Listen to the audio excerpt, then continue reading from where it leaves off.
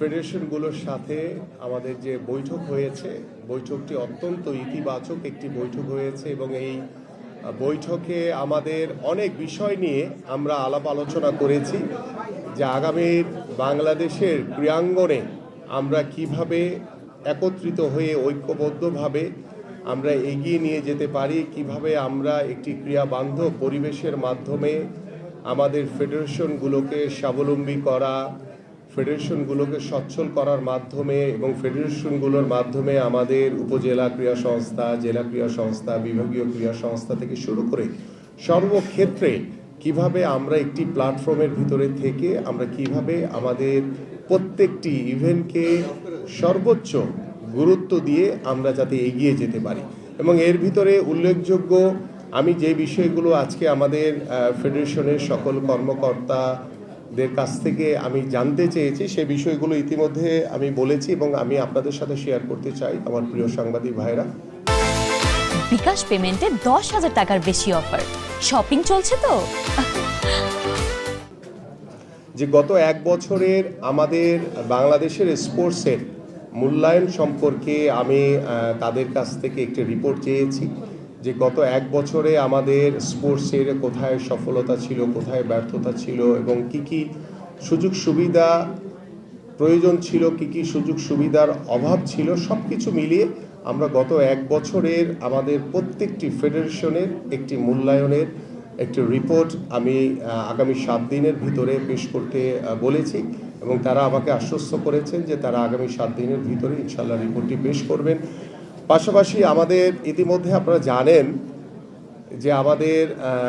বাংলাদেশের স্পোর্টসের যে নির্বাচন নিয়ে আমরা আমাদের যে জাতীয় সংসদ নির্বাচনের আগ থেকে এই বিষয়গুলো নিয়ে আমরা বিভিন্ন সময় বিভিন্ন মতামত, আলোচনা, সমালোচনা শুনেছি। তো আমাদের আজকের আলোচনার ভিতরে একটি আমরা সিদ্ধান্তে পৌঁছেছি যে আমরা এই নির্বাচন প্রক্রিয়াটিকে একটি সুন্দর স্বচ্ছভাবে করার জন্য আমাদের সেই উপজেলা একদম রুট লেভেল থেকে আমরা শুরু করতে চাই। আমরা সেই উপজেলা থেকে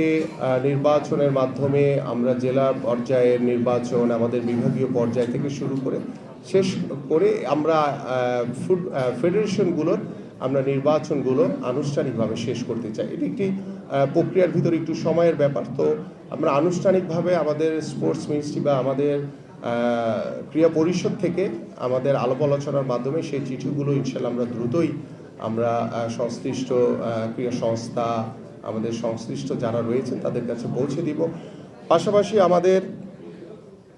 ফেডারেশনগুলোর যে কার্যকারিতা, যে আপনারা জানেন যে আমাদের প্রায় 51টি ফেডারেশন রয়েছে, সেই 51টি ফেডারেশনের ভিতরে আমরা কতগুলো ফাংশন করছে আর কারা ফাংশন করতে পারছে না বা তাদের কি কি সমস্যা রয়েছে, সেই ফাংশনগুলো কিভাবে করা যায়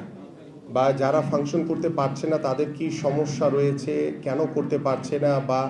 আমরা দেখেছি যে একই ধরনের খেলা কয়েকটি ফেডারেশন রয়েছে, তো সেগুলোকে আমরা আলোচনার মাধ্যমে মার্চ করে দেওয়া যায় কি না সেটাও আমরা আলোচনা করছি। সো এই বিষয়গুলো আমরা আস্তে আস্তে করে একটি একটি করে আলোচনার মাধ্যমে সেই কাজগুলো আমরা শেষ করতে চাই। কারণ